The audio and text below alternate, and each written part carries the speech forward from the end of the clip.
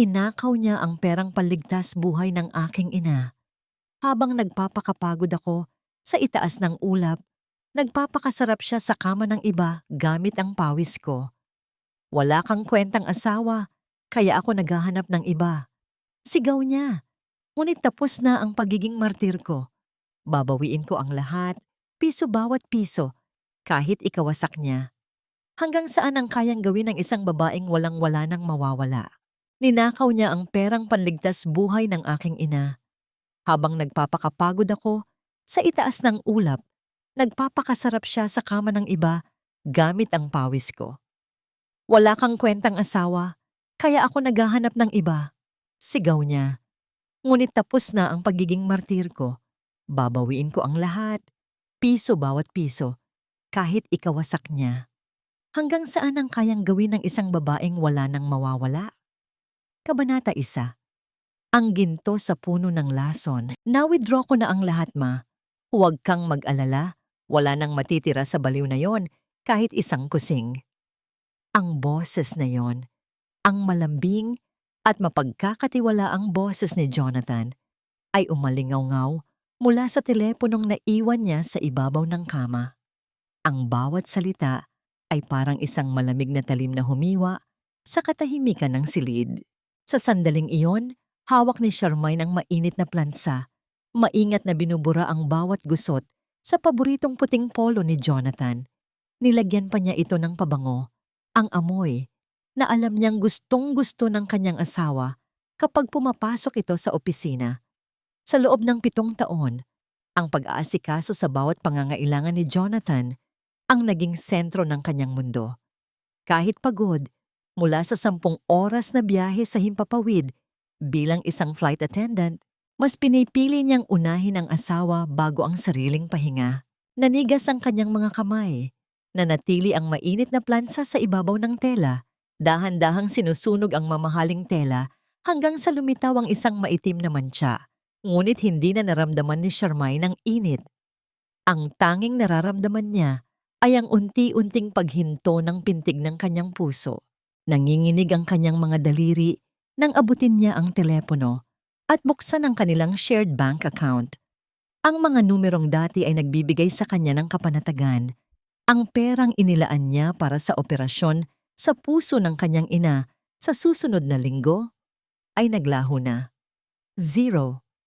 Ang screen ng telepono ay tila isang malalim na bangin na humihigop sa kanyang huling pag-asa. Ang bawat patak ng kanyang pawis sa paglilingkod sa mga mapanuring pasahero, ang bawat gabing hindi siya nakatulog para lamang makaipon, ay ninakaw ng lalaking tinawag niyang buhay. Pakiramdam niya ay may bumara sa kanyang lalamunan, isang mapait na lasa na hindi niya malunok. Ang hangin sa loob ng kwarto ay biglang naging manipis, tila binubunot ang bawat hibla ng lakas sa kanyang katawan. Hindi siya makasigaw, hindi siya makaiyak.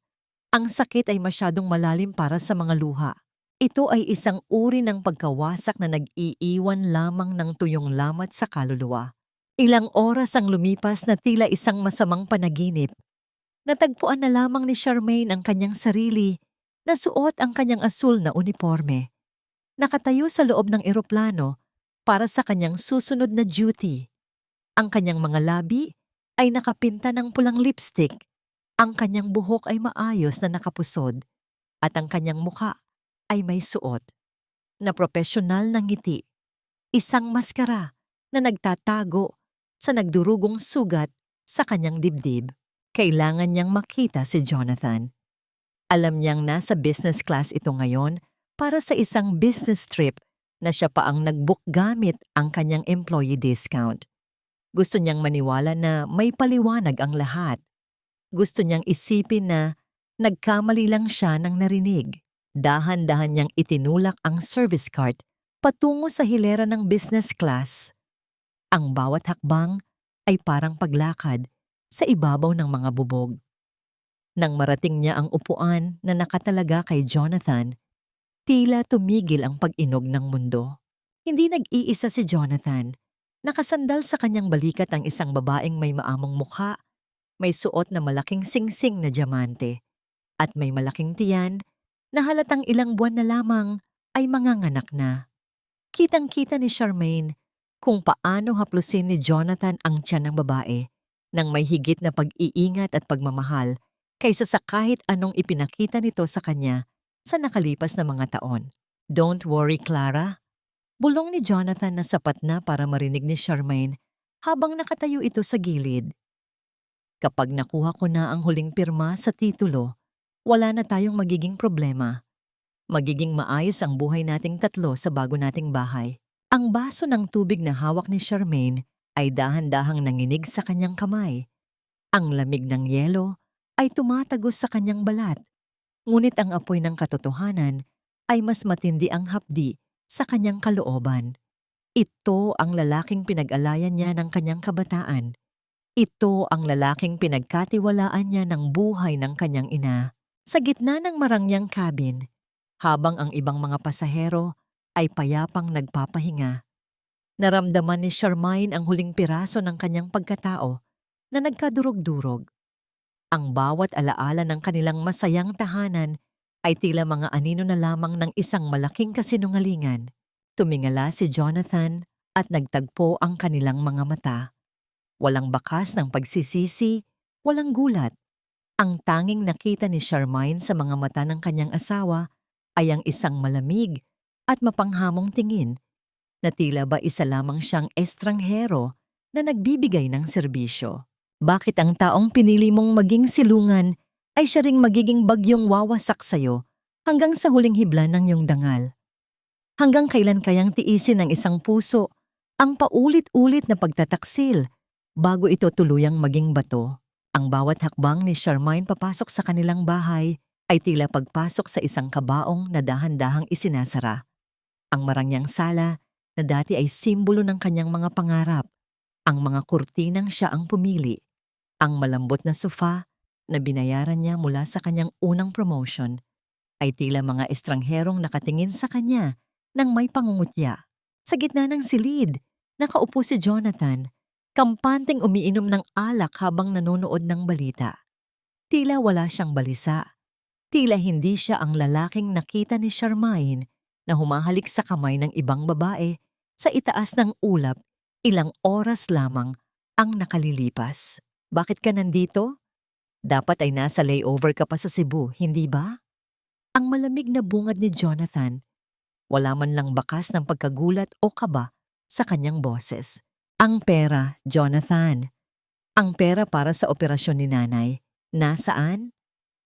Ang boses ni Charmaine ay nanginginig. Halos hindi lumalabas sa kanyang nanunuyong lalamunan. At ang babaeng yon, sino siya? Dahan-dahang ibinaba ni Jonathan ang kanyang baso. Tumayo siya at humakbang palapit. Ang kanyang mukha ay biglang nagbago mula sa pagiging kampante patungo sa isang matinding galit. "Ano ba, Charmaine? Pagod ako sa trabaho tapos ito ang sasalubong sa akin. Puro ka pera. Puro ka hinala. Kaya siguro hindi tayo pinagpapala ng anak dahil sa ganyang ugali mo." Ang bawat salita ni Jonathan ay tila isang sampal sa mukha ni Charmaine. Ang gaslighting, ang sining ng pagbaligtad sa katotohanan, ay sinimulan na niyang gamitin bilang sandata. "Lagi kang wala. Mas mahal mo pa ang trabaho mo kaysa sa akin. Naghahanap lang ako ng kalinga na hindi mo maibigay dahil palagi kang nasa himpapawid. Ikaw ang nagtulak sa akin na gawin ito. Pero pera ko yon, Jonathan. Pera yon para mailigtas ang buhay ng nanay ko." Sigaw ni Charmaine. Ang kanyang mga luha ay sa wakas ay bumuhos na. Mainit at masakit sa kanyang pisngi. "Anong pera mo?" Isang matalim na boses ang sumabat mula sa hagdanan. Bumaba si Doña Carmela, ang kanyang biyenan, na may suot na mapangaping ngiti. Ang kanyang mga alahas ay kumikinang sa ilalim ng chandelier. Ang mga alahas na alam ni Charmaine na siya rin ang nagbayad sa nakaraang anibersaryo nito. "Huwag mong pagtaasan ng boses ang anak ko sa loob ng bahay na ito, Charmaine," wika ni Carmela habang tinitingnan si Charmaine mula ulo hanggang paa. "Dapat ka pa ngang magpasalamat dahil pinayagan ka naming maging bahagi ng pamilyang ito kahit na baog ka at walang silbi sa paggawa ng apo. Ang perang sinasabi mo, ginamit lang yon sa tama. Si Clara ay nagdadala ng tagapagmana ng pamilya namin. Karapat-dapat lang na sa kanya mapunta ang lahat. Nang hina ang mga tuhod ni Charmaine, ang katotohanan ay mas masakit pa sa pisikal na sugat. Ang mag-ina ay nagkaisa upang ubusin ang kanyang pagkatao. Sa gitna ng desperasyon, lumuhod si Charmaine sa harap ni Jonathan. Ang kanyang mga kamay ay nakikiusap. Jonathan, parang awa mo na. Kahit ang para sa operasyon lang ni nanay, mamatay siya kapag hindi siya naoperahan sa susunod na linggo. Kunin mo na ang lahat, huwag lang ang buhay ng nanay ko. Tiningnan lamang siya ni Jonathan ng may pandidiri. Walang bakas ng lalaking nangako sa kanya ng hanggang sa huli sa harap ng altar. Inalis ni Jonathan ang pagkakahawak ni Charmaine sa kanyang binti na tila ba ay isang maruming basahan ang kanyang tinatabig. Utang na loob mo sa amin ang lahat, Charmaine. Muling sumabat si Doña Carmela. Ang kanyang boses ay puno ng lason. Noong wala kang makain, ang anak ko ang tumanggap sa'yo. Ngayon, huwag kang mag-inarte na parang ikaw ang ninakawan. Bayad na yan sa lahat ng pagkakataon na pinakain at pinatira ka namin dito. Pero ako ang nagbabayad ng amortization ng bahay na ito. Ako ang nagbabayad ng kuryente, ng pagkain ninyo. Bulalas ni Charmaine, ang kanyang boses ay puno ng kawalang katarungan. Not anymore, malamig na sabi ni Jonathan habang may kinukuhang isang maliit na bag mula sa gilid. Inihagis niya ito sa paanan ni Charmaine. Tapos na tayo. Ayoko nang makita ang mukha mo rito. Isang linggo na ang nakalipas nang mailipat ang titulo ng bahay na ito sa pangalan ni Clara bilang regalo ko sa kanya. Wala ka ng karapatan dito. Kinaladkad ni Jonathan si Charmaine patungo sa pintuan habang si Doña Carmela ay nakatingin lamang at humihigop ng kanyang tsa. Ang bawat kaladkad ay tila pagpunit sa dangal ni Charmaine. Nang marating nila ang labas, itinulak siya ni Jonathan sa semento. Ang malakas na tunog ng pagsasara ng pinto ay umalingaw-ngaw sa buong subdibisyon. Kasabay nito ang biglang pagbuhos ng malakas na ulan na tila ba ang langit ay nakikidalamhati sa kanyang sinapit. Napasandal si Charmaine sa malamig na pader ng bahay na dati ay sa kanya, basang-basa at walang patutunguhan. Nanginginig ang kanyang buong katawan habang inilalabas ang kanyang telepono mula sa bulsa. Mula sa loob ng kanyang maliit na bag, naramdaman niya ang isang lukot na papel, ang lumang litrato ng kanyang ina na laging daladala niya sa bawat flight. Hinaplos niya ang mukha ng ina sa litrato, ang tanging natitirang kayamanan sa kanyang buhay na ngayon ay nasa bingit ng kamatayan. Ma, patawarin mo ako. Hikbi niya sa gitna ng unos. Patawarin mo ako dahil naging bulag ako. Sa gitna ng tunog ng malakas na patak ng ulan sa kalsada, biglang umilaw ang kanyang telepono. Isang numero mula sa ospital ang rumihistro sa screen. Ang bawat ring ng telepono ay tila isang orasang nagbababala ng katapusan. Ang bawat ring ng telepono ay tila isang matalim na karayom na tumutusok sa sentido ni Charmaine habang nakasandal siya sa malamig na pader sa labas ng kanilang subdibisyon. Ang ulan ay hindi na lamang basta tubig na pumapatak mula sa langit. Ito ay naging isang mabigat na pasanin na tila gustong ilubog ang kanyang buong pagkatao sa putikan. Hello, Mrs. Ramos? Ang boses ng doktor ay puno ng pagmamadali at bahagyang pagkairita. Nasaan na po ang deposit para sa operasyon ng nanay ninyo? Sabi ng accounting, wala pa raw pumapasok sa system. Kapag hindi ito naayos sa loob ng 3 oras, kailangan nating ipagpaliban ang procedure. At sa lagay ng puso ng nanay ninyo, baka hindi na niya kayanin ang isa pang pagkaantala. Doc, please. Sandali lang po. Nagkaroon lang ng problema sa bangko. Pagsusumamo ni Charmaine, ang kanyang boses ay nanginginig kasabay ng kanyang buong katawan. Parang awa niyo na po. Huwag niyo munang itigil ang paghahanda. Papunta na ako riyan. Ibinaba niya ang telepono at pilit na tumayo. Ang kanyang mga binti ay tila gawa sa tingga. Bawat hakbang ay isang pagsubok sa kanyang determinasyon. Wala siyang ibang maisip kundi ang opisina ng kanyang airline company. Doon, mayroon siyang mga kaibigan, mayroon siyang record ng 7 taon na tapat na serbisyo. Siguradong pakikinggan siya ng kanyang manager. Siguradong papayagan siyang kumuha ng cash advance para sa isang emergency na kasing tindi nito. Kinaumagahan, sa harap ng salamin sa banyo ng isang gasolinahan, sinubukan ni Charmaine na ayusin ang kanyang sarili. Kahit maputla ang kanyang mukha at namumula ang kanyang mga mata, isinuot niya ang kanyang uniforme nang may huling katiting ng pag-asa. Ang asul na tela ay tila isang baluti na magpoprotekta sa kanya mula sa lahat ng sakit. Ngunit pagdating niya sa opisina ng HR manager, ang malamig na bugso ng aircon ay tila mas lalong nagpalamig sa kanyang nararamdaman. Ang HR manager si Miss De Vega, na dati ay laging nakangiti sa kanya, ay mayroong mukhang kasing tigas ng bato. Isang puting envelope ang inilapag nito sa ibabaw ng lamesa. "Charmaine, I'm sorry, but we have to serve this to you immediately." Panimula ni Miss De Vega. "Ma'am, bago po ang lahat, kailangan ko po ng tulong. Ang nanay ko po ay nasa ospital at kailangan ng operasyon. Kahit cash advance lang po mula sa sahod ko sa susunod na buwan." Mabilis na sabi ni Charmaine, hindi pa binubuksan ng sobre. "Iyon na nga ang problema, Charmaine." Putol ni Miss De Vega. "Nakatanggap ang kumpanya ng napakaraming reklamo laban sa iyo sa nakalipas na 12 oras. May mga ebidensya at testimonya na kumakalat sa social media, mga post mula sa asawa mo at sa mga kapitbahay niyo. Sinasabing nagnakaw ka ng malaking halaga sa asawa mo para ipantustos sa ibang lalaki. May mga litrato rin na kumakalat kung saan kasama mo ang kung sinong lalaki sa iba't ibang hotel." Nalaglag ang puso ni Charmaine sa kanyang tiyan. Ang mundo ay tila umiikot ng pabaligtad. "Hindi totoo yan, ma'am. Si Jonathan ang nagnakaw sa akin. Siya ang may ibang babae. Nakita ko siya sa business class nung isang araw."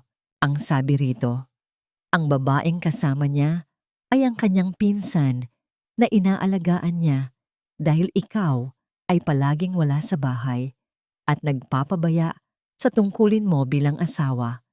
Patuloy ni Miss De Vega habang ipinapakita ang mga screenshot ng mga post na may libu-libong shares at galit na komento mula sa mga taong hindi naman siya kilala.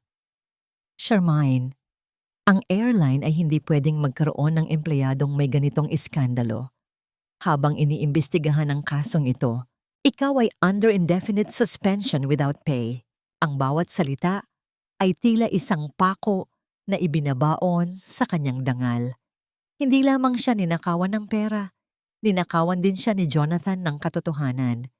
Ang bawat post, ang bawat pekeng ebidensya ay selyadong plano upang ilubog siya sa kahihihiyan ng walang pagkakataong lumaban. Indefinite suspension, pero kailangan ko ang trabahong ito. Kailangan ko ang pera para sa buhay ng nanay ko. Ang sigaw ni Charmaine ay umalingaw-ngaw sa tahimik na opisina, ngunit tanging awa na may kasamang pag-iwas ang isinagot ng mga tao sa paligid. Lumabas si Charmaine ng opisina na tila isang anino. Naglakad siya sa gitna ng mataong kalsada. Suot ang unipormeng dati ay simbolo ng kanyang pangarap at tagumpay. Ngayon, ang bawat tingin ng mga dumadaan ay tila mapanghusga.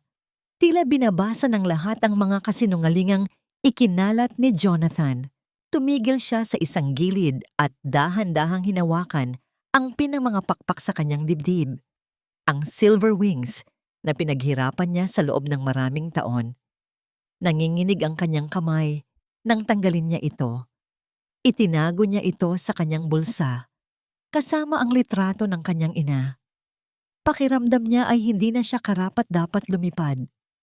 Pakiramdam niya, ang kanyang mga pakpak ay pinutol na ng lalaking pinagkatiwalaan niya ng kanyang langit.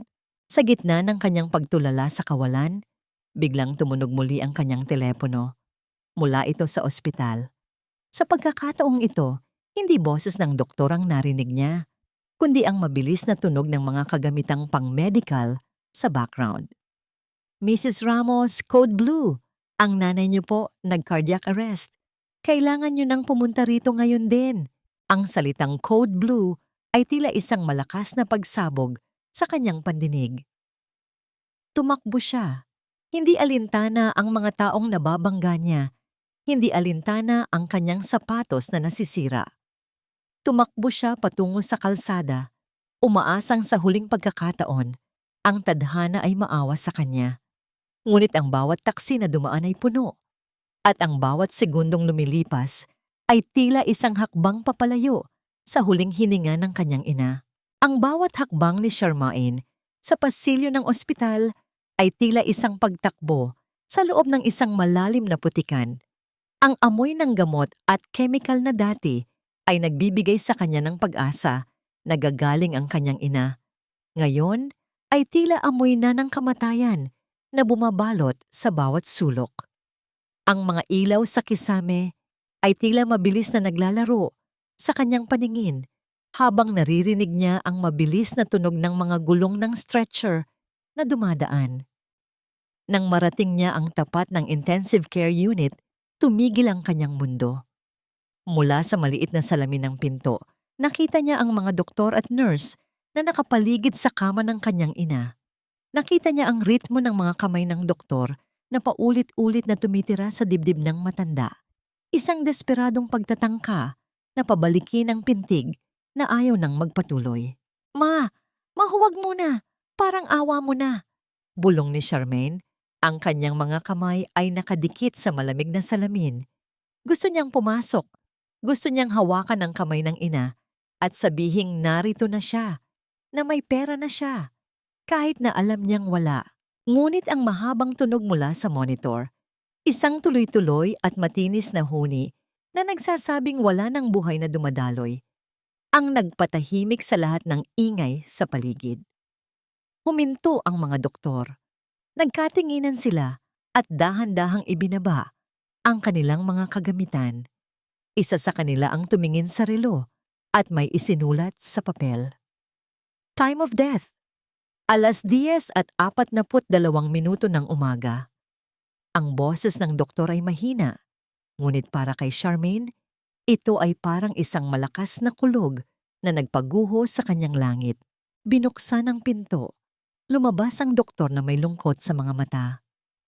I'm sorry, Mrs. Ramos. Ginawa namin ang lahat, pero masyadong mahina na ang kanyang puso. Hindi na niya kinaya ang huling atake. Hindi nakasagot si Charmaine. Hindi siya humikbi. Hindi siya sumigaw. Pumasok siya sa loob ng silid na tila isang anino. Dahan-dahan siyang lumapit sa kama. Ang kanyang ina, ang tanging tao na naniwala sa kanya, ang dahilan kung bakit siya nagtitiis sa lahat ng hirap sa himpapawid, ay nakahiga na ngayon nang walang kibo. Ang mukha nito ay payapa, ngunit ang balat ay nagsisimula nang mawalan ng init. Hinawakan ni Charmaine ang kamay ng ina. Ang lamig nito ay tumagos hanggang sa kanyang sariling buto. Doon, sa katahimikan ng silid na yon, naramdaman ni Charmaine ang huling piraso ng kanyang puso na tuluyang naging abo. Walang luha na lumabas sa kanyang mga mata. Tanging isang malalim at tuyong paghikbi ng kaluluwa na hindi marinig ng sinuman. Patawarin mo ako, ma! Bulong niya habang inilalapat ang kanyang noo sa malamig na kamay ng ina. Patawarin mo ako dahil hinayaan kong ubusin tayo ng mga halimaw. Sa gitna ng kanyang pagluluksa, biglang nag-vibrate ang kanyang telepono sa bulsa ng kanyang uniforme. Sa screen, ang pangalan ni Jonathan ang lumabas. Nanginginig ang kamay ni Charmaine nang sagutin ito. Oh, kumusta na? Malamig na tanong ni Jonathan sa kabilang linya. Wala man lang bahid ng pag-aalala sa kanyang tinig. Huli na ba ang lahat? Napapikit si Charmaine. Pakiramdam niya ay nauubos na ang lakas sa bawat segundo. Ngunit hindi pa roon nagtapos si Jonathan. Alam mo, kung tutuusin, hindi naman sana hahantong sa ganyan kung hindi ka naging matigas ang ulo. Kung nanatili ka sa bahay at hindi ka basta umalis, Baka mas marami kang nagawa para sa kanya. Baka mas maagapan pa ang lahat. Parang bumigat lalo ang hangin sa paligid ni Charmaine. Ngayon, tingnan mo kung ano ang nangyari. Patuloy ni Jonathan. Minsan, may mga desisyong may kapalit na hindi na kayang bawiin. Napahigpit ang hawak ni Charmaine sa telepono. Ang sakit na pilit niyang kinokontrol ay tila biglang lumobo sa kanyang dibdib. Jonathan, mahina niyang sambit. Iyon lamang ang lumabas sa kanyang bibig. Ang kanyang tinig ay halos hindi na marinig. Parang nagmumula sa isang lugar na napakalayo. Pagod, wasak, at walang anumang lakas para ipagtanggol ang sarili. Habang pinakikinggan niya ang mga salitang iyon, pakiramdam niya ay isa-isa siyang nilulunod ng bigat ng pagkawala at paninisi. Huwag mo akong matawag-tawag na parang biktima ka rito. Huwag kang babalik dito para humingi ng pera pampalibing dahil wala kang makukuha sa akin. Mabulok kayo riyan. Ibinaba ni Jonathan ang telepono. Ang tunog ng pagkakasara ng linya ay tila ang huling pako sa kabaong ng pagkatao ni Charmaine. Dahan-dahan niyang ibinaba ang kanyang telepono sa sahig. Tumingin siya muli sa mukha ng kanyang ina. Ang kanyang mga mata, na dati ay puno ng lungkot at takot, ay biglang nagbago. Ang apoy ng pighati ay dahan-dahang natunaw at naging isang malamig at matalim na kapasyahan. Tapos na ang pagiging martir. Tapos na ang pag-iyak. Ilang oras ang lumipas. Natagpuan ni Charmaine ang kanyang sarili sa labas ng morgue, naghihintay para sa mga dokumento. Ang ulan ay tumigil na, ngunit ang hangin ay nananatiling malamig. Nakaupo siya sa isang mahabang silya, yakap-yakap ang maliit niyang bag na naglalaman ng lahat ng natitirang bahagi ng kanyang buhay. Isang anino ang dahan-dahang tumakip sa kanyang harapan. Isang pares ng makintab na sapatos na balat ang huminto sa harap niya. Isang lalaking may hawak na payong at isang tasa ng mainit na kape ang tumayo roon. Ang kanyang muka ay pamilyar. Isang mukha mula sa nakaraan na hindi na inaasahan ni Charmaine na muling makikita sa ganitong pagkakataon. Kailangan mo ba ng tulong, Charmaine? Ang boses ng lalaki ay malalim at puno ng kapanatagan. Tumingala si Charmaine. Ang kanyang mga mata, na ngayon ay wala ng kahit anong emosyon, ay nagtagpo sa mga mata ng lalaki. Ang amoy ng mainit na kape ay humalo sa malamig na hangin ng gabi, na tila isang maliit na ningas ng init sa gitna ng nagyayelong mundo. Masyado nang huli para sa kape, Gabriel. Masyado nang huli para sa lahat. Ang boses ni Charmaine ay parang isang tuyong dahon na tinatangay ng hangin. Walang buhay, walang bigat, at tila anumang oras ay madudurog. Nanatili siyang nakatitig sa mga kamay niyang nakapatong sa kanyang kandungan. Mga kamay na nanginginig, hindi dahil sa lamig, kundi dahil sa kawalan ng anumang makakapitan. Dahan-dahang umupo si Gabriel sa tabi niya. Hindi siya nagsalita agad.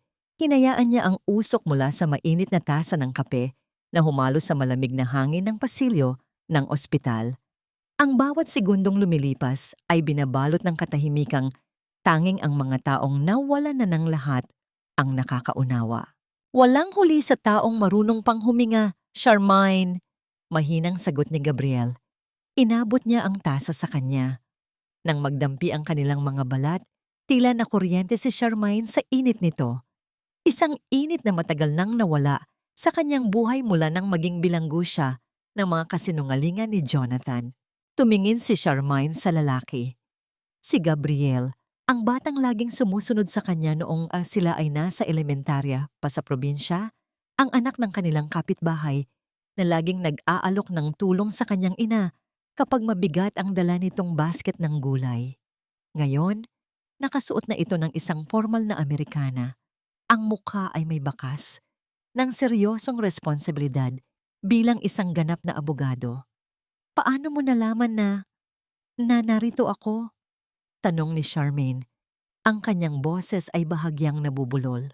Tumawag ang ospital sa akin.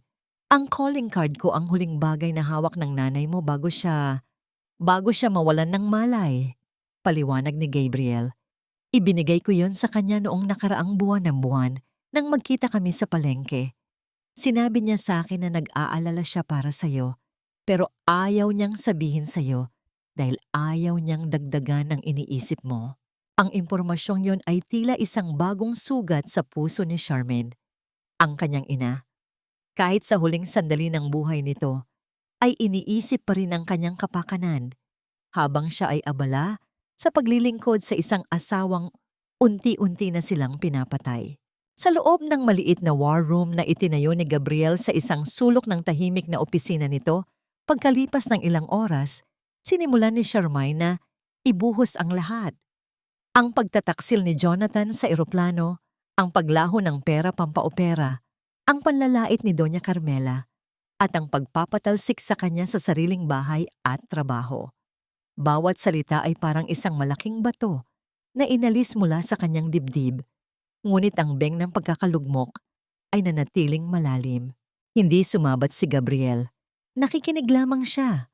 Ang kanyang mga kamay ay nakatikom sa ilalim ng kanyang baba, habang ang kanyang mga mata ay nagpapakita ng isang uri ng galit na hindi sumisigaw. Isang galit na kalkulado at matalim. Ninakaw niya ang lahat, Gabriel. Hindi lang pera, pati ang dangal ko. Pati ang pagkakataon na mabuhay pa ang nanay ko. Pagtatapos ni Charmaine, ang kanyang mga kamay ay nakakuyom hanggang sa mamuti ang kanyang mga kuko. Tumayo si Gabriel at lumapit sa kanya. Sa halip na yakap, inilapag niya ang kanyang panyo sa mesa. Isang malinis na puting panyo na may burda ng kanyang pangalan. Hindi ko maibabalik ang nanay mo, Charmaine, pero sumusumpa ako. Maibabalik natin ang lahat ng ninakaw niya sa'yo. At higit pa roon, wika ni Gabriel, ang kanyang boses ay kasing tatag ng bakal. Gagamitin natin ang batas para ipakita sa kanya na ang langit na kinalalagyan niya ngayon ay isang ilusyon lang na gumuho na. Nagsimulang suriin ni Gabriel ang mga bank statement na nakuha ni Charmaine mula sa mga naiwan ni Jonathan. Sa bawat pahinang nililipat niya, lalong nagdidilim ang kanyang anyo. Ang tunog ng paglipat ng papel ay tila bawat hakbang ng katarungang dahan-dahang lumalapit. Tingnan mo ito, turo ni Gabriel sa isang serye ng mga transaksyon. Mayroong 3 account dito na hindi sa pangalan ni Jonathan, pero ang pondo ay galing sa joint account ninyo. Ang mga pangalang ito, hindi sila mukhang mga korporasyon. Sino sila? Tanong ni Charmaine. Ang kuryosidad ay nagsisimulang pumalit sa kanyang pighati. Tumitig si Gabriel sa monitor ng kanyang laptop. Ang refleksyon ng liwanag ay nagpapakita ng isang misteryosong ngiti sa kanyang labi. Isang ngiti na hindi para sa kasiyahan, kundi para sa isang nadiskubring bitag. Hindi ko pa sigurado, pero ang mga transaksyong ito ay may pattern. Para siyang nagbabayad ng allowance o renta sa 3 magkakaibang lugar sa loob ng 5 taon. Paliwanag ni Gabriel. At Charmaine, ang isa sa mga pangalan dito, Elisa. Ito ang pangalan ng babaeng iniulat na namatay na sa isang sunog 10 taon na ang nakalilipas. Ang parehong Eliza na balitang naging asawa rin ng isang lalaking ang deskripsyon ay kamukhang-kamukha ni Jonathan. Naramdaman ni Charmaine ang isang malamig na kilabot na gumagapang sa kanyang likuran. Ang misteryo ay tila isang malaking sapot na unti-unting bumabalot sa kanila.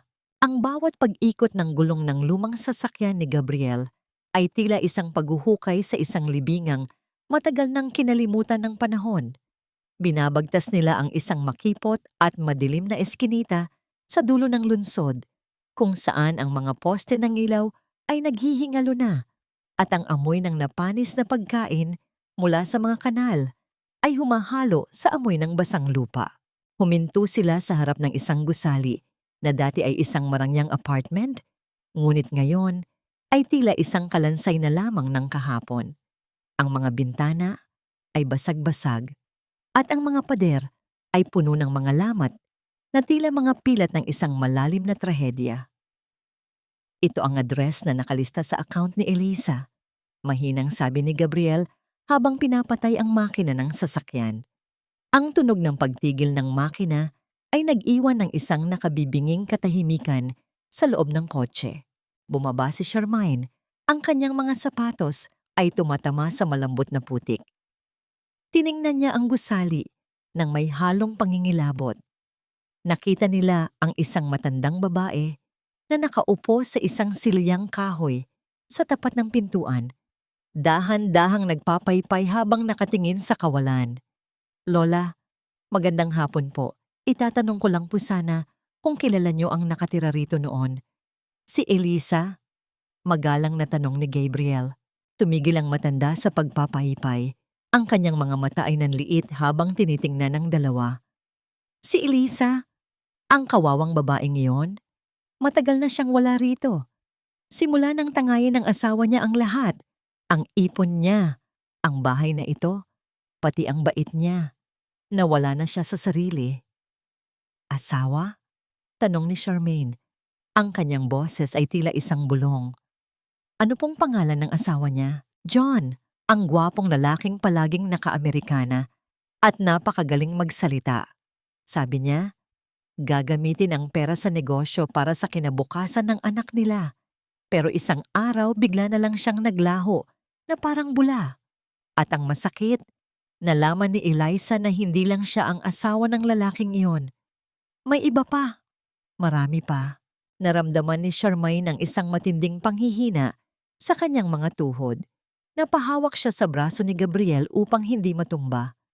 Ang kwentong narinig niya ay parang isang salamin ng sarili niyang buhay. Ang parehong pangako, ang parehong pamamaraan, ang parehong biktima. Ang tanging pagkakaiba ay ang mga taon na lumipas. Si Jonathan, hindi lang siya mangangalunya. Siya ay isang profesional na mandaraya. Sabi ni Gabriel nang makabalik na sila sa sasakyan. Ang kanyang boses ay puno ng puot. Naghahanap siya ng mga babaeng malungkot, ngunit may kakayanang pinansyal at gagamit siya ng pag-ibig para ubusin sila. Para siyang isang linta na sumisipsip ng buhay hanggang sa matuyo ang biktima niya. Dagdag ni Charmaine habang nakatingin sa kanyang nanginginig na mga kamay. Akala ko, espesyal ang pag-ibig namin. Akala ko, ako ang nag-iisang babae sa buhay niya. Pero bahagi lang pala ako ng isang template. Dahan-dahang hinaplos ni Gabriel ang likod ni Charmaine. Ang kanyang hawak ay magalang, hindi mapangangkin, kundi puno ng proteksyon.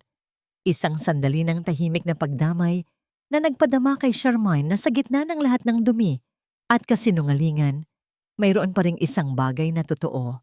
Ang problema, Charmaine, sa mata ng batas, kailangan natin ng matibay na ebidensya.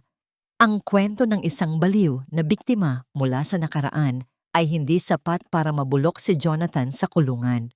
Paliwanag ni Gabriel, ang kanyang mga mata ay nakatuon sa kalsada. Kailangan natin ng isang buhay na saksi na kasalukuyang biktima niya. Isang taong may hawak ng mga dokumentong pinirmahan ni Jonathan kamakailan. Napaisip si Charmaine. Ang imahe ng babaeng nasa business class, ang babaeng may malaking tiyan at mga matang puno ng pag-asa ay muling lumitaw sa kanyang isipan.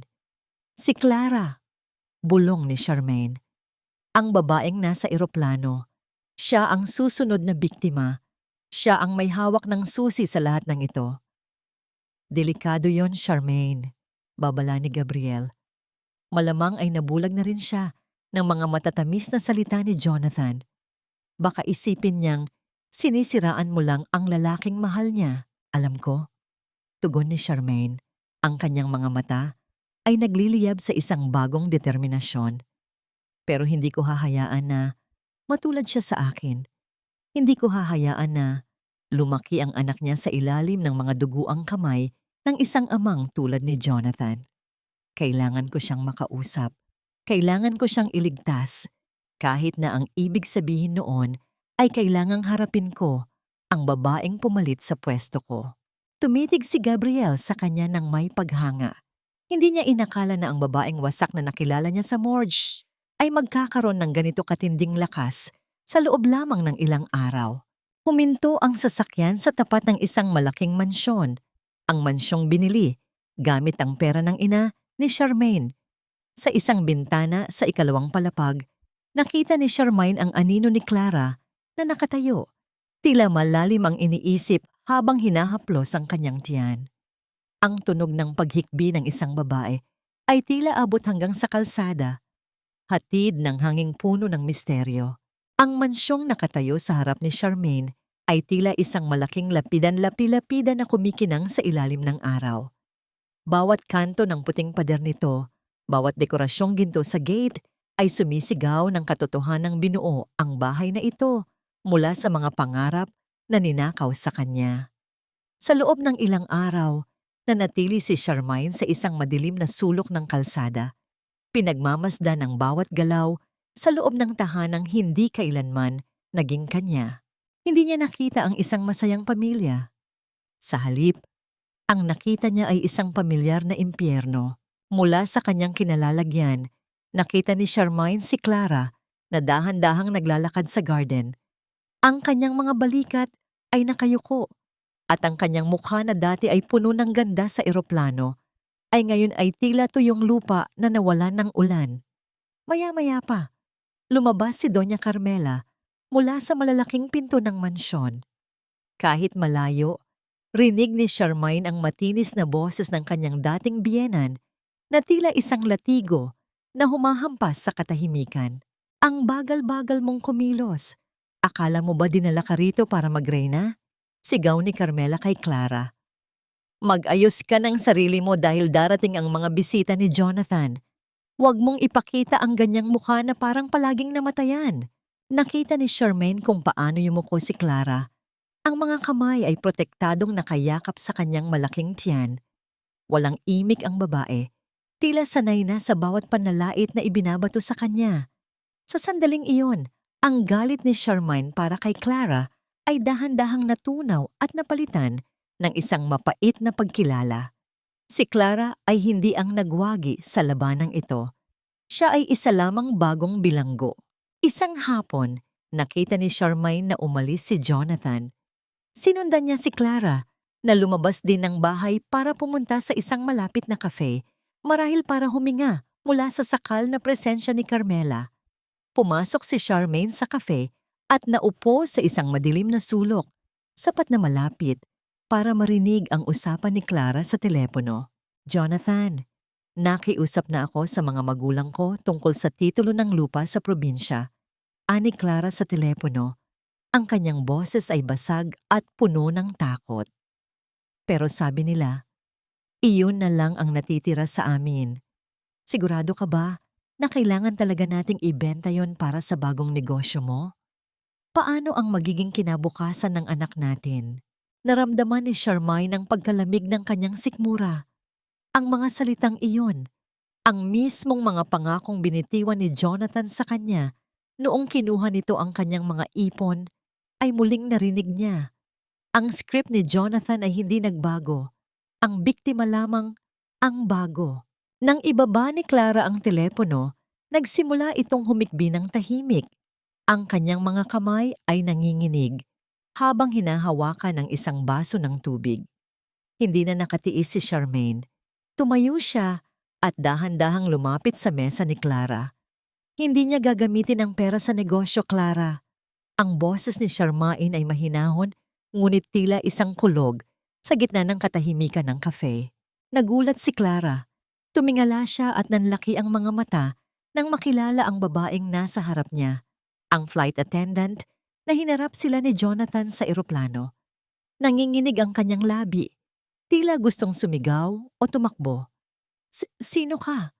Bakit ka narito? Ang nauutal na tanong ni Clara. Hindi sumagot si Charmaine.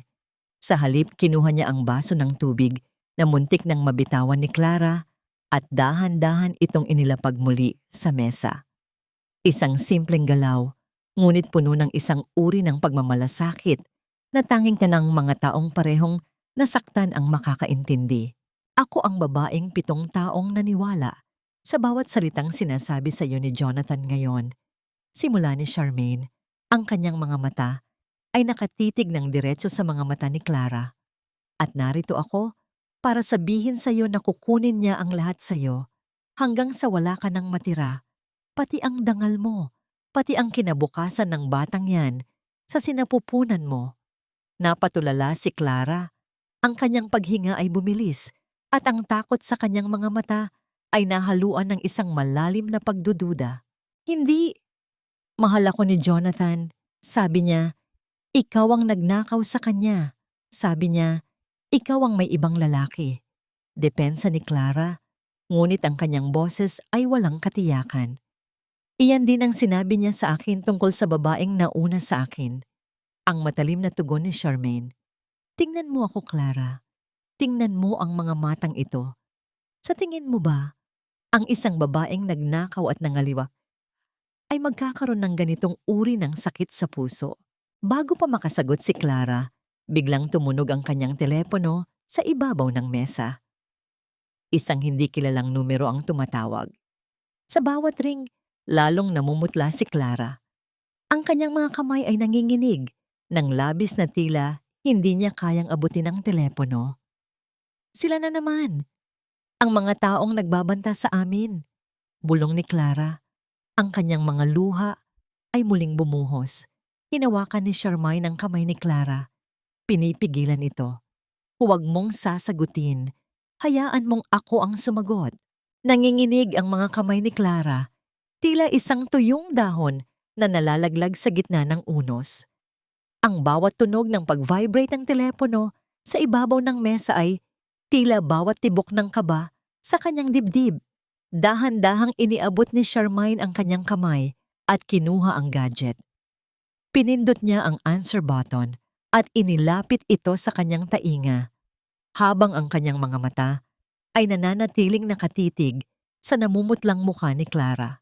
Clara, nasaan na ang asawa mong hayop?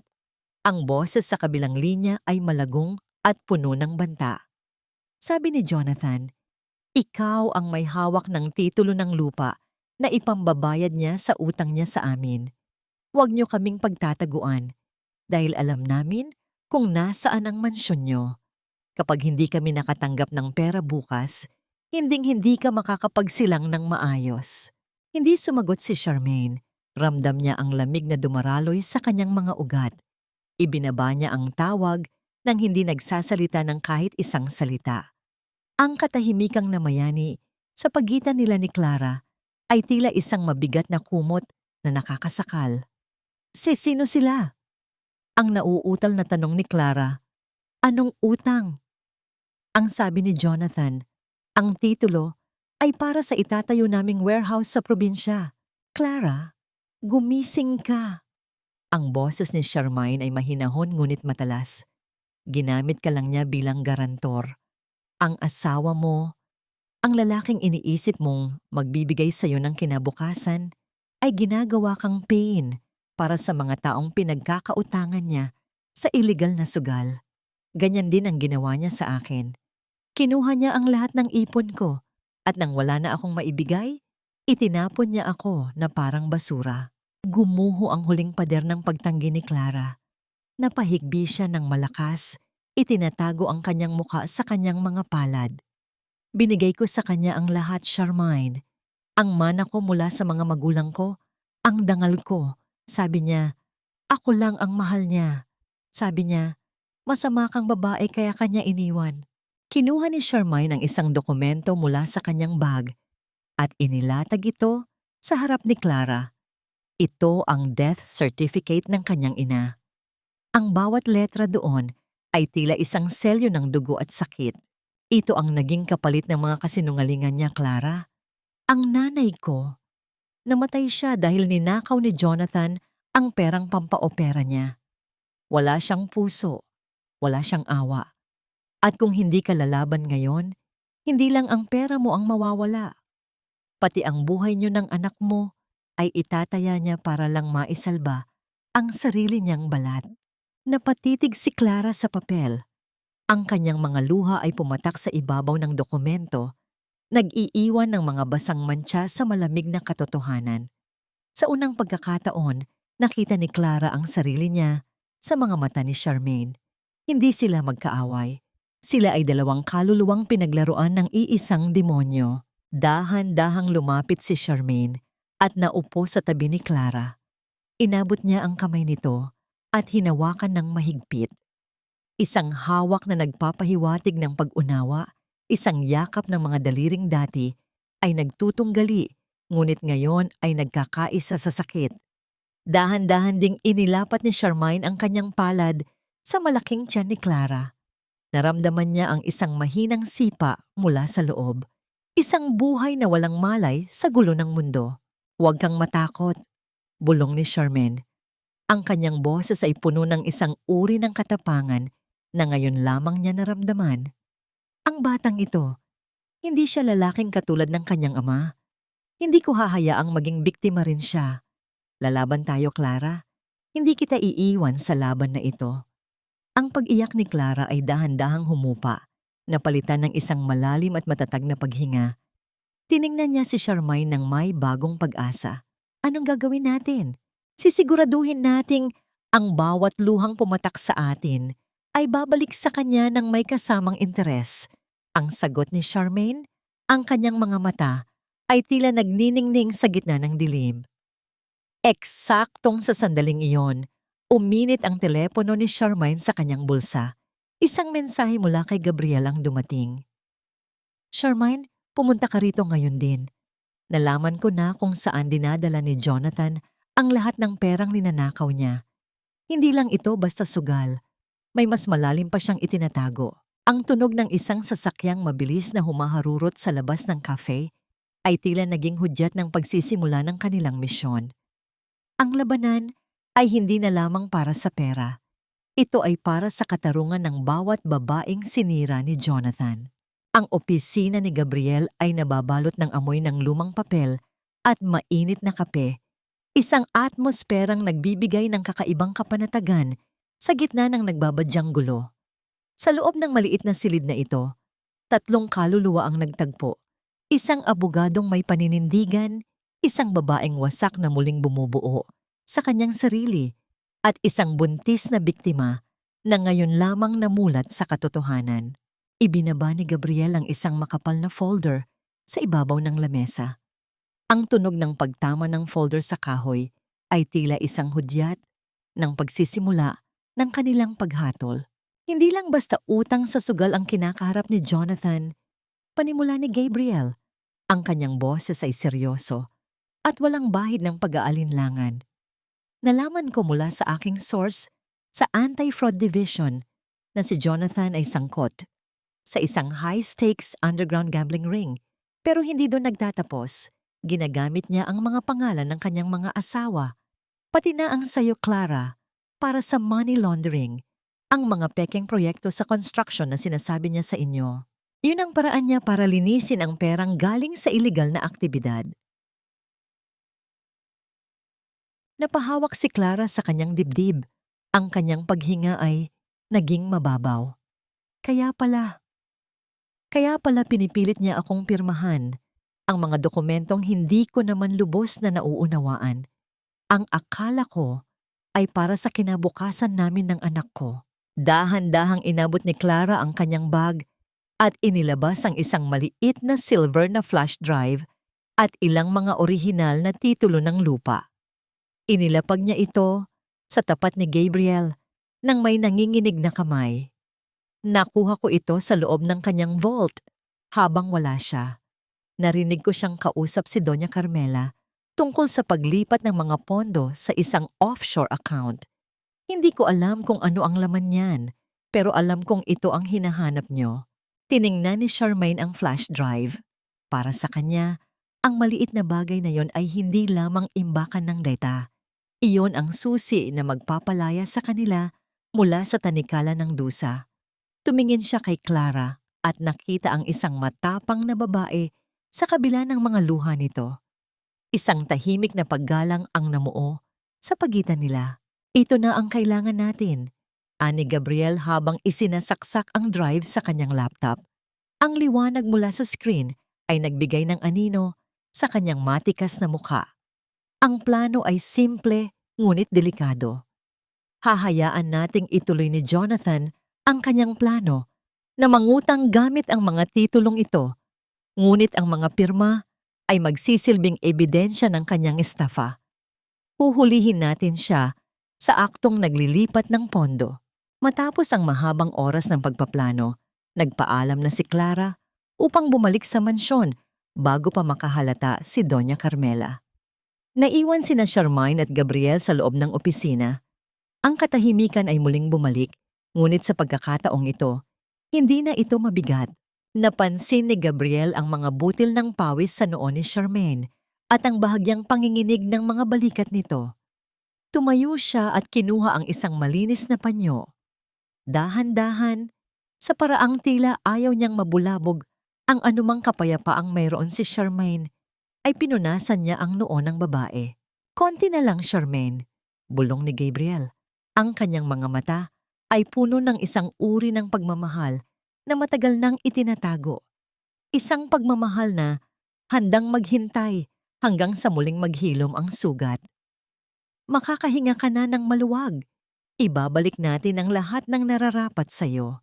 Naramdaman ni Charmaine ang init ng kamay ni Gabriel malapit sa kanyang mukha. Isang kakaibang kaba ang naramdaman niya. Hindi kaba ng takot, kundi kaba ng isang pusong muling nagigising mula sa mahabang taglamig.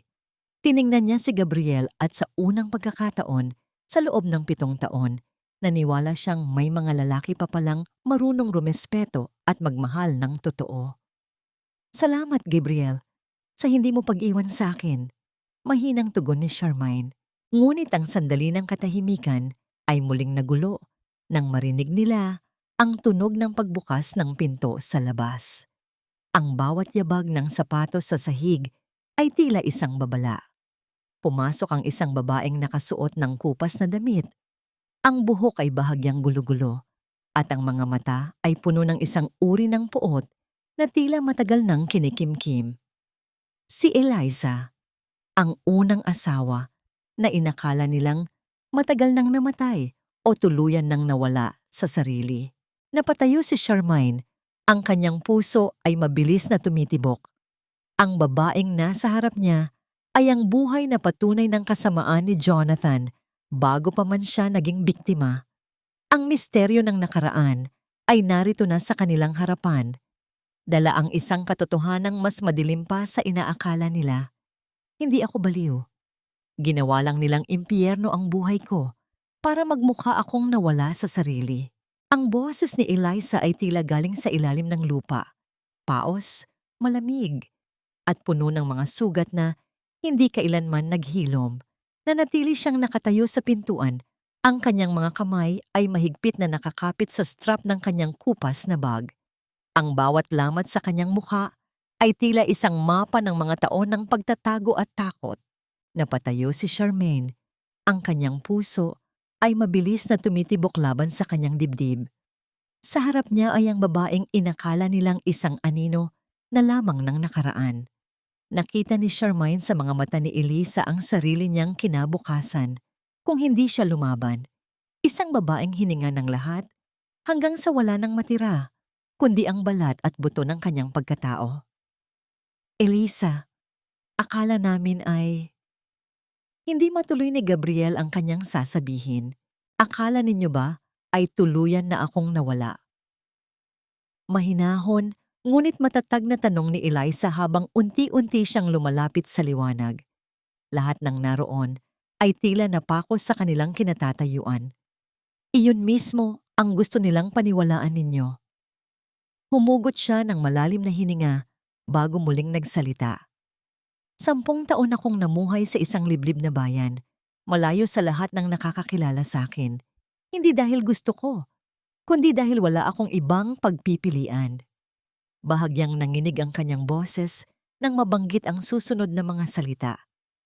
Pinilit akong mamili. Ang kapalit ng katahimikan ko ay ang kaligtasan ng anak ko. Binigyan nila ako ng malinaw na babala na kapag bumalik ako sa Maynila o sinubukang ilantad ang katotohanan, ang unang maaapektuhan ay ang inosenteng batang wala namang kasalanan. Napayuko sandali si Eliza. Tila binabalikan ang mga taong pilit niyang nilimot sa loob ng 1 dekada. Kaya tinanggap ko ang lahat ng panghahamak. Hinayaan kong isipin ng mga tao na nawalan na ako ng katinuan. Hinayaan kong mabura ang pangalan ko sa kanilang mga alaala. Mas madali nang ako ang husgahan kaysa malagay sa panganib ang anak ko.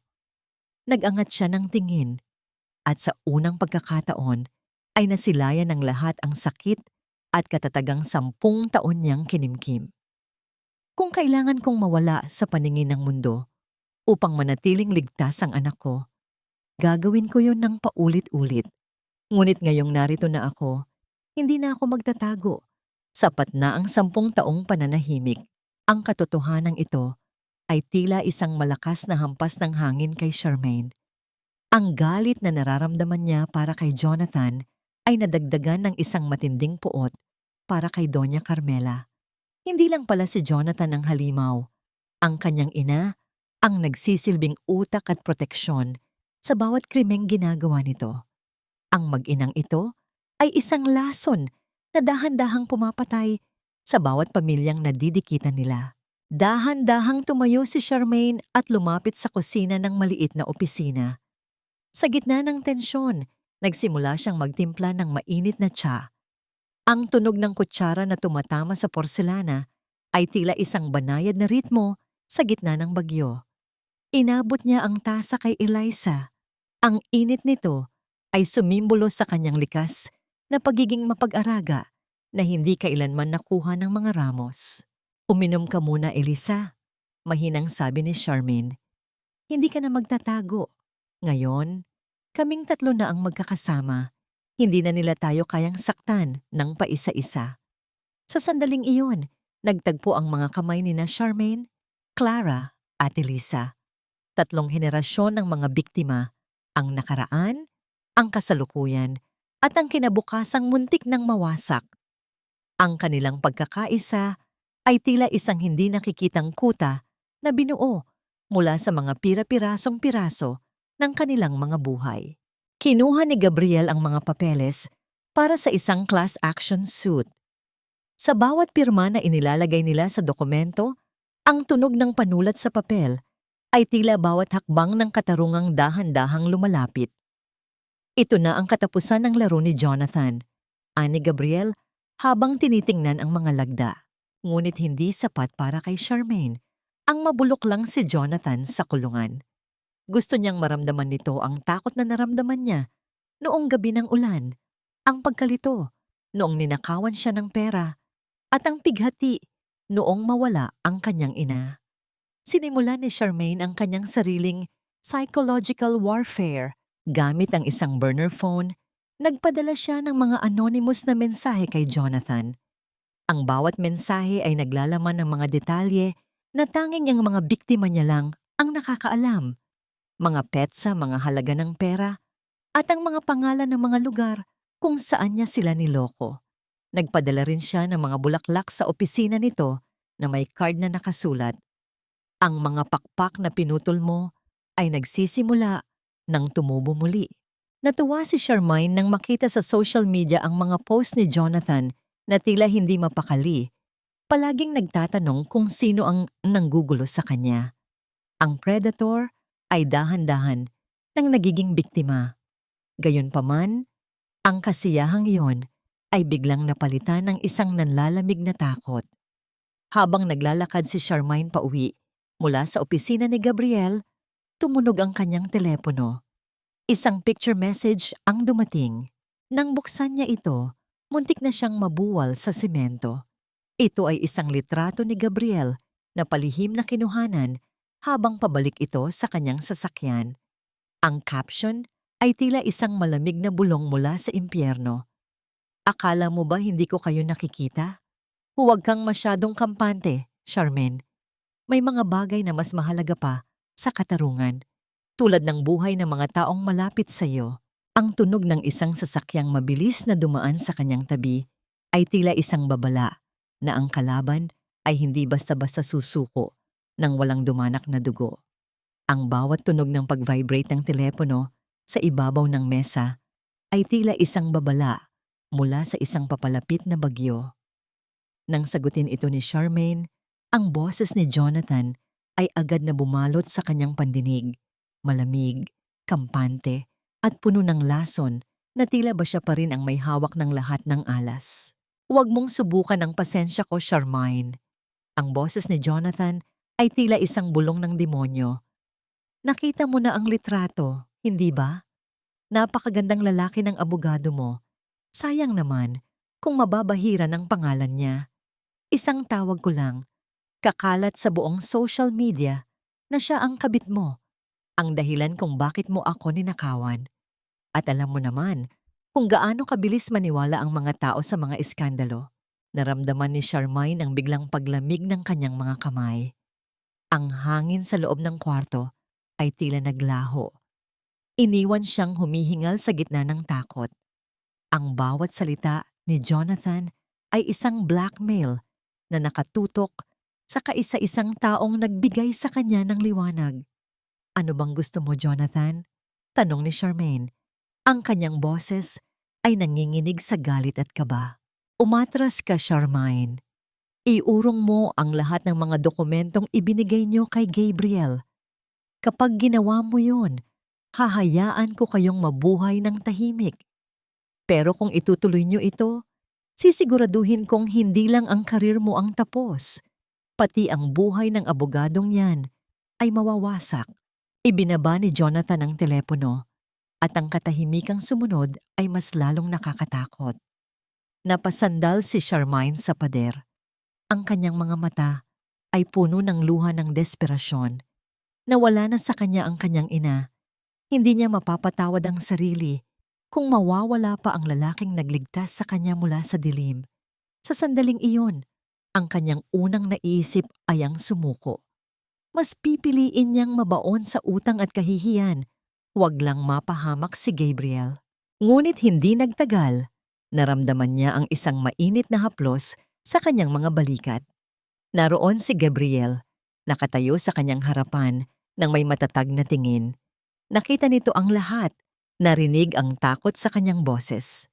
Huwag mong gagawin yon, Charmaine. Ani Gabriel, ang kanyang boses ay kasing tatag ng bakal. Hinawakan niya ang magkabilang balikat ni Charmaine, pinipilit itong tumingin sa kanya. Huwag kang umatras para sa akin. Hindi mo ako kailangang iligtas. Bilang abogado, alam ko ang larong ito.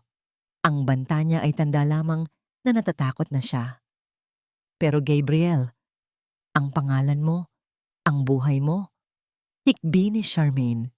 Mas mahalaga ang katarungan para sa'yo at para sa nanay mo kaysa sa anumang paninira niya. Mariing sagot ni Gabriel. Inilapit niya ang kanyang mukha sa noo ni Charmaine. Isang sandali ng pagpapanatag na nagpabilis sa tibok ng puso ng babae. Nandito ako para protektahan ka at kaya ko ring protektahan ang sarili ko. Magtiwala ka sa akin. Ang kaba sa dibdib ni Charmaine ay dahan-dahang napalitan ng isang bagong determinasyon. Ngunit bago pa sila makapagplano ng susunod na hakbang, isang tawag mula kay Clara ang bumasag sa sandali. Ang boses ni Clara ay puno ng hiyaw at takot. Charmaine! Tulong! Nandito si Doña Carmela. Sinasaktan niya ako. Mabilis na sumakay sina Charmaine at Gabriel sa sasakyan. Nang makarating sila sa bahay ni Clara, ang tunog ng mga nababasag na paso at ang matinis na sigaw ni Doña Carmela ang sumalubong sa kanila. Nakita ni Charmaine ang kanyang dating biyenan na hawak ang buhok ni Clara. Pilit itong inuuga habang isinisigaw ang mga salitang ahas at traidor. Bitawan mo siya! Ang sigaw ni Charmaine ay umalingaw-ngaw sa buong bakuran. Mabilis siyang tumakbo at buong tapang na itinulak palayo si Doña Carmela. Sa sobrang lakas ng kanyang pagtulak, napasandal ang matanda sa pader ng garahe. Agad na dinaluhan ni Charmaine si Clara na ngayon ay nanginginig at umiiyak habang yakap ang kanyang malaking tiyan. Wala kang karapatang saktan ang pamilya ko, sigaw ni Charmaine kay Carmela. Ang kanyang mga mata ay nagliliyab sa galit na 7 taon niyang kinimkim. Hindi mo na kami mapapatakbo sa takot mo. Ang bawat sampal na ibinigay mo sa akin noon, ibabalik ko sa iyo sa paraang hinding-hindi mo malilimutan. Napaatras si Doña Carmela. Ang kanyang mukha ay namumula sa galit at gulat. Nakita niya ang mga kapitbahay na nagsisimula nang lumabas ng kanilang mga bahay, Pinagmamasdan ng kanyang totoong ugali, ang pagiging isang malupit at abusadong biyenan. Magsama-sama kayong mga basurang babae, banta ni Carmela habang inaayos ang kanyang gusot na damit. Akala niyo ba ay panalo na kayo? Isang malaking pagkakamali ang kinalaban niyo kami. Bago sumakay sa kanyang sasakyan, may inihagis si Doña Carmela na isang itim na envelope sa paanan ni Charmaine. Ang tunog ng mabilis na pag-arangkada ng sasakyan ni Carmela ay tila isang hamon na naiwan sa hangin. Dahan-dahang pinulot ni Charmaine ang envelope. Ang bawat daliri niya ay nanginginig habang binubuksan ang makintab at gintong selyo nito. Sa loob, isang eleganteng imbitasyon ang nakalagay. Ito ay para sa opisyal na pag-oath-taking ni Jonathan bilang presidente ng Parish Council. Isang pagtitipon ng mga pinaka-impluensyadong tao sa lipunan. Ito na ang entablado natin, Gabriel. Bulong ni Charmaine habang nakatitig sa imbitasyon. Dito niya ipapakita ang kanyang kaplastikan at dito rin natin ipapakita sa buong mundo ang kanyang tunay na mukha. Ang tunog ng banayad na hangin na umiihip sa paligid ay tila isang babala na ang pinakamatinding labanan ay magsisimula na sa loob ng ilang araw. Ang bawat tibok ng orasan sa dingding ng opisina ni Gabriel ay tila isang mabigat na martilyo na tumatama sa katahimikan ng gabi. Ang dilim sa labas ay binubulabog lamang ng mangilan-ngilang ilaw mula sa mga dumaraang sasakyan, ngunit sa loob ng silid na iyon, ang liwanag ng isang maliit na lampara ang nagbibigay buhay sa kanilang mga plano. Narito silang muli, sina Charmaine, Gabriel, Clara at Elisa. 4 na kaluluwang pinagbuklod ng sakit, na ngayon ay handa ng harapin ang bukas ng may bagong sandata. Lahat ay nakahanda na. Ang boses ni Gabriel ay mahina, ngunit puno ng katiyakan habang inaayos ang mga dokumento sa ibabaw ng lamesa. Ang tunog ng pag-aayos niya sa mga subpina at court orders ay tila isang ritual ng paghahanda para sa isang digmaan. Nakausap ko na ang mga awtoridad. Magkakaroon ng sabay-sabay na raid sa mga bank accounts at sa mismong araw ng oath-taking ni Jonathan. Hindi siya makakatakas. Tiningnan ni Charmaine si Clara na nakaupo sa sofa habang dahan-dahang hinahaplos ang kanyang malaking tiyan. Ang kaba sa mga mata ng buntis na babae ay hindi maikakaila, ngunit meron na itong kasamang determinasyon. Clara, ayos ka lang ba? Tanong ni Charmaine habang lumalapit sa kanya. Inayos ni Charmaine ang kwelyo ng damit ni Clara, isang simpleng galaw na nagpapadama ng pagmamalasakit na tila sa isang kapatid. Bukas, lalabas tayo sa bulwagang yon nang nakataas ang noo. Hindi na tayo ang mga babaeng kailangang magtago. Salamat, Charmaine. Tugon ni Clara. Ang kanyang boses ay nanginginig ngunit matatag. Para sa anak ko, gagawin ko ito. Ayokong lumaki siya na ang tanging alam niyang katotohanan tungkol sa kanyang ama ay isang malaking kasinungalingan. Gusto kong malaman niya na ang kanyang ina ay lumaban para sa kanya. Sa kabilang panig ng silid, nanatiling tahimik si Elisa. Ang kanyang mga mata ay nakatitig sa kawalan, ngunit ang kanyang mga kamay ay mahigpit na nakahawak sa isang maliit na krus. Para sa kanya, ang katarungang ito ay 10 taon niyang hinintay. Ang bawat luhang pumatak sa kanya sa loob ng isang dekada ay tila naging gasolina para sa apoy na ngayon ay nagliliyab sa kanyang dibdib.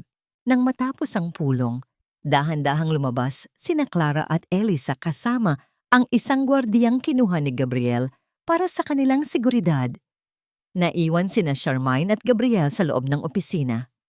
Ang amoy ng tsa at ang lamig ng aircon ay tila nagbigay ng pagkakataon para sa isang sandali ng paghinga.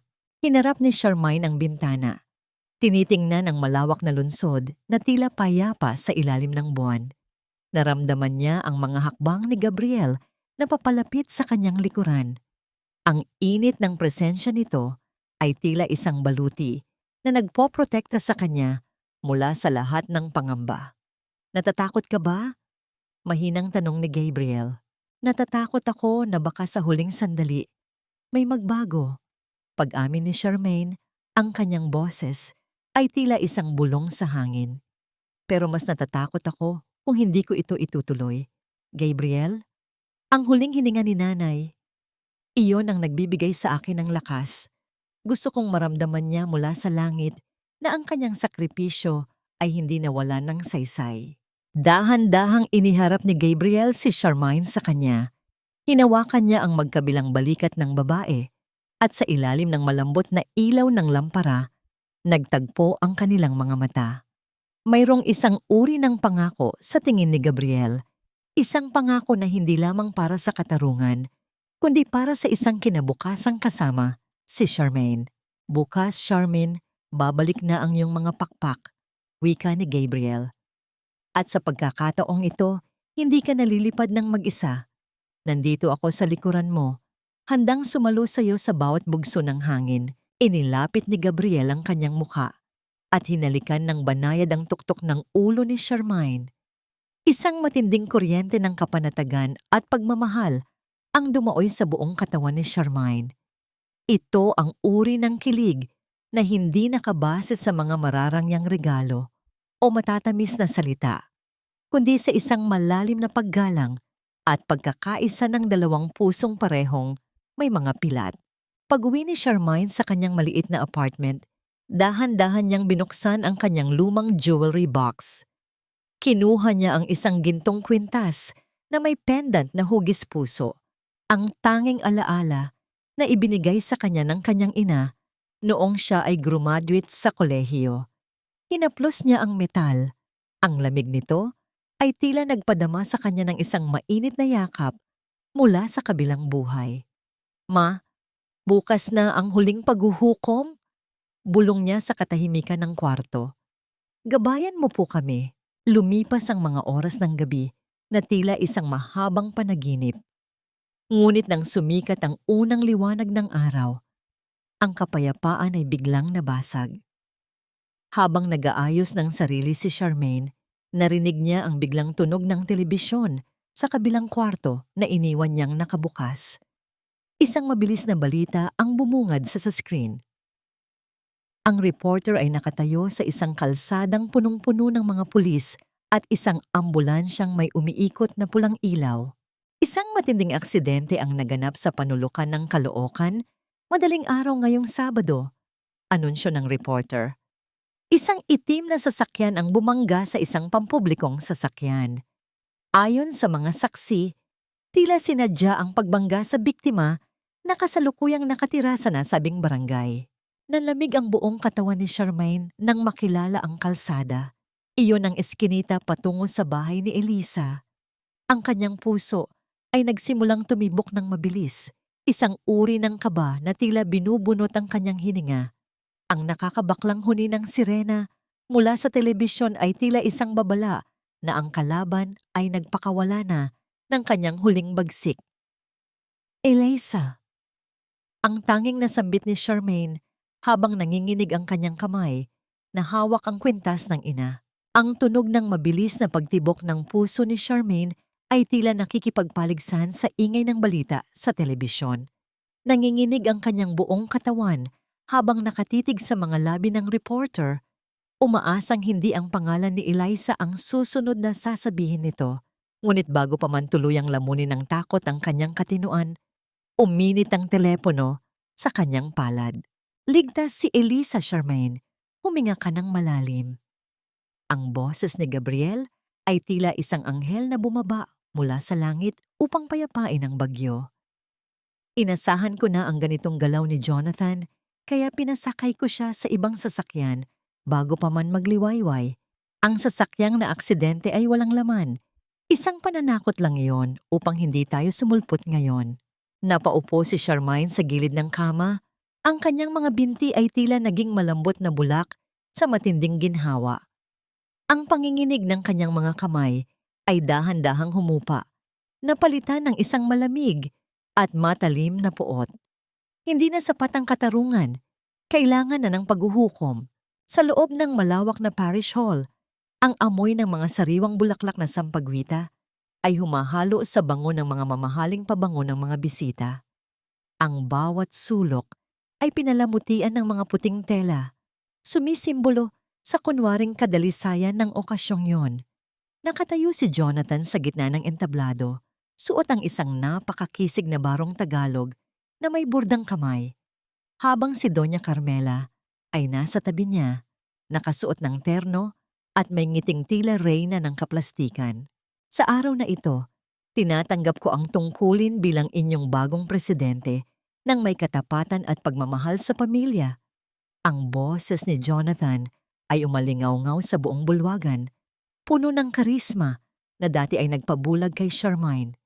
Sapagkat ang pamilya, ang pundasyon ng isang matatag na komunidad, ang malakas na palakpakan ng mga tao ay tila bawat sampal sa mukha ng katotohanan. Ngunit sa gitna ng selebrasyon, ang malalaking pintuan sa dulo ng bulwagan ay dahan-dahang bumukas. Ang tunog ng pagtama ng mabigat na kahoy sa pader ay gumising sa atensyon ng lahat. Pumasok si Charmaine. Suot niya ang isang napaka-eleganteng pulang damit na tila nagliliyab sa gitna ng mga puting dekorasyon. Ang bawat tunog ng kanyang matitigas na takong sa makintab na sahig ay tila bawat hakbang ng katarungang hindi na mapipigilan. Kasunod niya si Gabriel, na ang anyo ay kasing tatag ng isang kuta, at sina Clara at Elisa na kapwa nakataas ang noo. Natahimik ang buong bulwagan. Ang mga bulong-bulungan ng mga bisita ay tila mga aninong mabilis na naglaho. Nakita ni Charmaine kung paano namutla si Jonathan, kung paano nanginig ang mga kamay ni Doña Carmela habang nakatitig kay Elisa na inakala nilang naglaho na sa mundo. Dahan-dahang umakyat si Charmaine sa entablado. Hindi siya nagmamadali.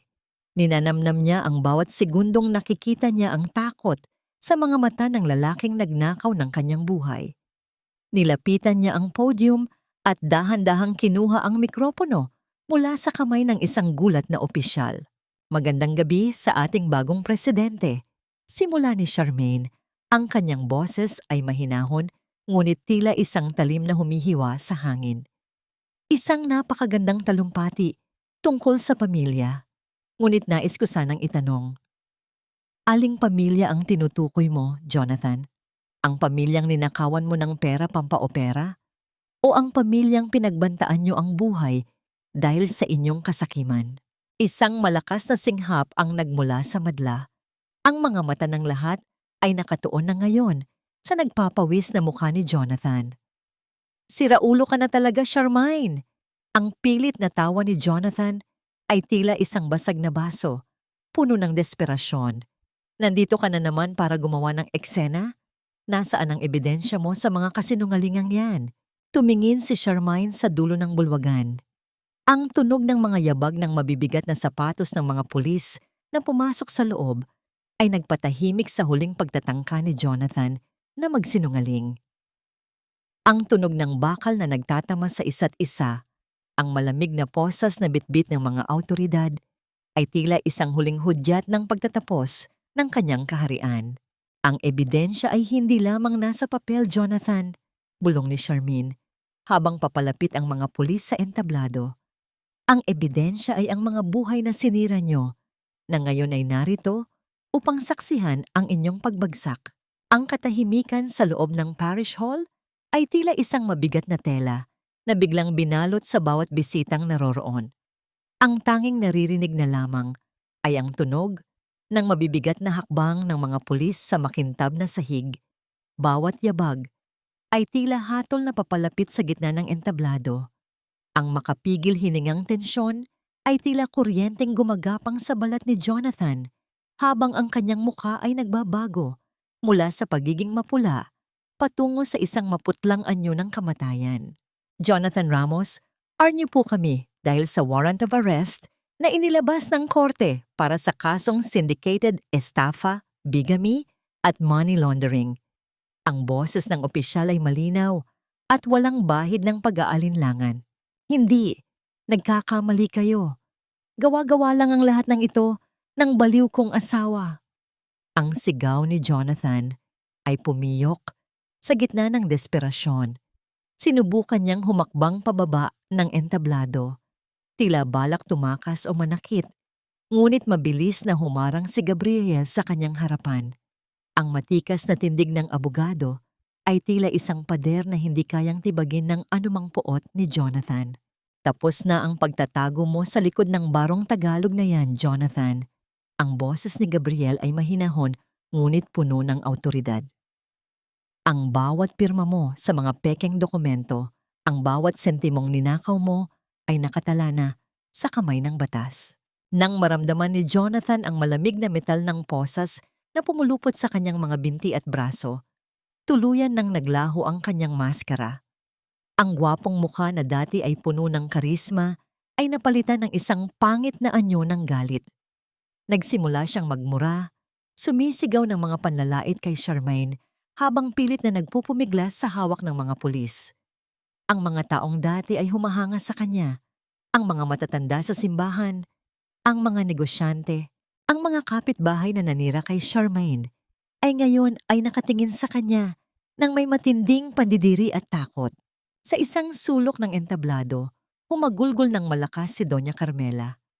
Lumapit siya kay Charmaine, pilit na hinahawakan ang laylayan ng damit nito habang lumuluhod sa sahig. Ang kanyang mga alahas ay tila nawalan na ng kislap sa gitna ng kanyang kahihiyan. Charmaine, apo, parang awa mo na. Anak ko siya. Huwag mong gawin ito sa amin.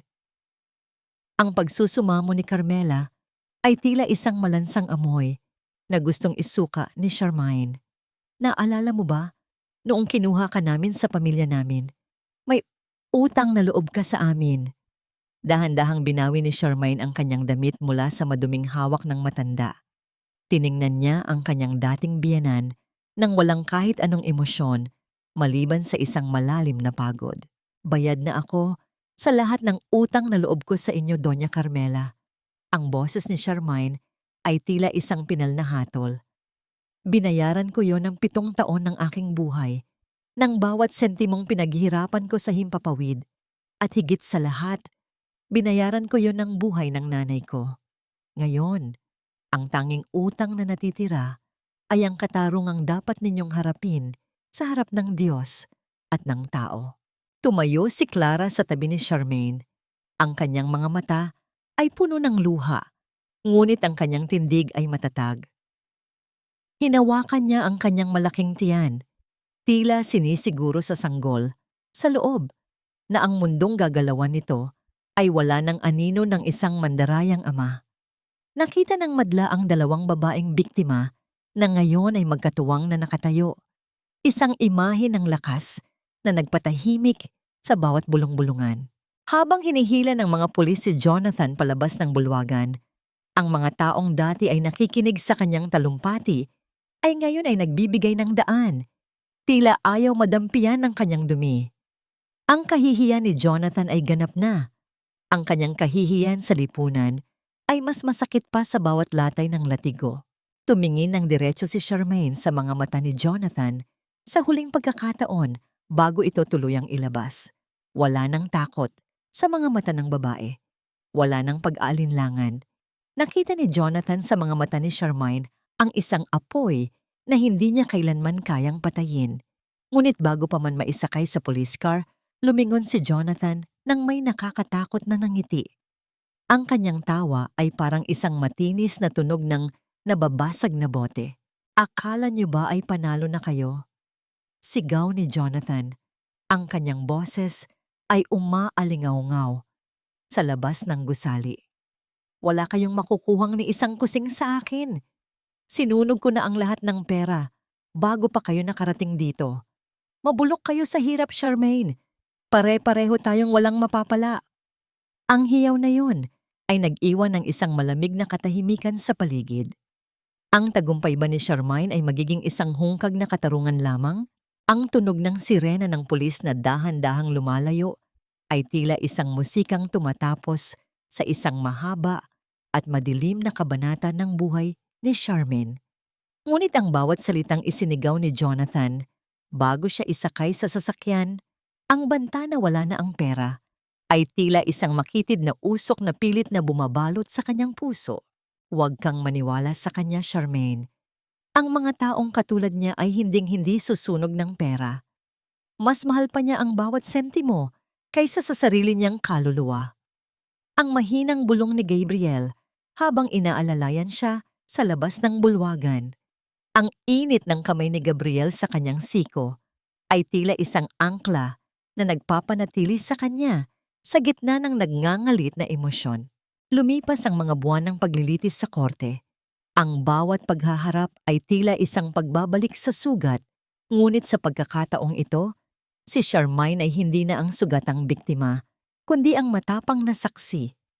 Sa loob ng silid ng korte, nakasuot si Jonathan ng kulay kahel na uniporme ng bilanggo. Ang kanyang mukha ay tila naging tuyo at ang kanyang dating mapang-akit na mga mata ay puno na ngayon ng desperasyon. Iprinisinta ni Gabriel ang pinakahihintay na ebidensya. Hindi sinunog ni Jonathan ang pera. Sa tulong ng data mula sa flash drive ni Clara, natunto ni Gabriel ang isang offshore account na itinago ni Jonathan sa ilalim ng isang pekeng korporasyon. Sa harap ng hukom, ipinakita ang bawat transaksyon, bawat paglilipat ng pondo na napatunayang galing sa pinaghirapan ni Charmaine, Clara at Elisa. Checkmate, Jonathan, ang tila hindi naririnig na bulong ni Gabriel sa loob ng tahimik na silid. Nang ibaba ng hukom ang kanyang gavel, ang tunog ng kahoy na tumama sa lamesa na tila isang pinal na hatol ng langit.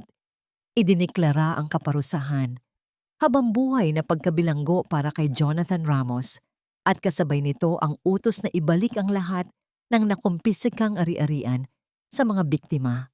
Hindi doon nagtapos ang hustisya dahil ang mansyon ay napatunayang binili gamit ang nakaw na pondo. Iniutos din ng korte ang pagsamsam dito. Nakita ni Charmaine si Doña Carmela na nakatayo sa kalsada. Bit-bit ang iilang gamit na natitira sa kanya habang ang mga tauhan ng korte ay isinasara ang malaking gate ng mansyon. Ang mga kapitbahay na dati ay kinakaibigan at kinatatakutan siya ay ngayon ay dumadaan lamang. Ang iba ay may tawa ng pangungutya. Ang iba naman ay may tingin ng pandidiri. Ang dating reyna ng subdibisyon ay naging isang pulubi ng sarili niyang kasamaan. Pagkalipas ng ilang araw, nagtungo si Charmaine sa sementeryo. Ang sikat ng araw ay banayad na tumatama sa puting lapida ng kanyang ina. Naglatag siya ng isang kumpol ng sariwang bulaklak. Ang bango nito ay humahalo sa amoy ng basang damo. "Ma, nakabawi na tayo," bulong ni Charmaine. Ang kanyang boses ay puno ng kapayapaan. "Nakuha na natin ang katarungan. Wala na tayong utang sa kanila at wala na silang pwedeng kunin pa sa atin." Hinaplos niya ang malamig na marmol ng lapida. Sa unang pagkakataon, mula nang mamatay ang kanyang ina, nakaramdam siya ng isang uri ng ginhawa na hindi mabibili ng anumang halaga. Ang bawat sentimong naibalik sa kanya ay hindi lamang pera. Ito ay ang dangal na kinuha sa kanya ng mga Ramos na ngayon ay muling nagliliyab sa kanyang dibdib. Pag-uwi niya sa kanyang maliit ngunit malinis na apartment, napansin niya ang isang sobre sa kanyang mailbox. Ito ay may tatak ng kanyang airline company. Nanginginig ang kanyang kamay nang buksan ito. Decision for reinstatement. Matapos ang masusing investigasyon at ang hatol ng korte, ang airline ay formal na. Humihingi ng paumanhin sa naging pagkakamali. "Inaasahan namin ang iyong pagbabalik sa serbisyo sa susunod na linggo." Nayakap ni Charmaine ang sulat sa kanyang dibdib. Ang tunog ng kanyang malalim na paghinga ay tila isang himig ng bagong simula. Ang mga pakpak na inakala niyang pinutol na ng tadhana ay muling nakadikit sa kanyang likuran, mas matibay at mas handa, nang lumipad sa mas mataas na kalangitan. Ang sikat ng araw sa umagang ito ay tila may dalang kakaibang haplos, mainit, banayad, at puno ng pangako.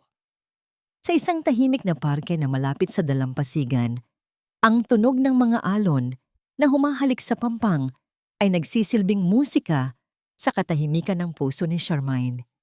Nakaupo siya sa isang mahabang selyang kahoy, pinagmamasdan ang malawak na asul na langit na muli niyang tatahakin sa mga susunod na araw. "Masyadong malalim ang iniisip mo, Charmaine. Baka maligaw ka na sa loob ng sarili mong gunita. Ang boses ni Gabriel ay tila isang malambot na kumot na bumabalot sa kanya. Umupo ang lalaki sa tabi niya. Dala ang 2 tasa ng kape. Ang amoy ng barako ay humahalo sa alat ng hangin mula sa dagat. Iniisip ko lang kung gaano kalayo na ang narating natin, Gabriel. Tugon ni Charmaine habang tinatanggap ang tasa.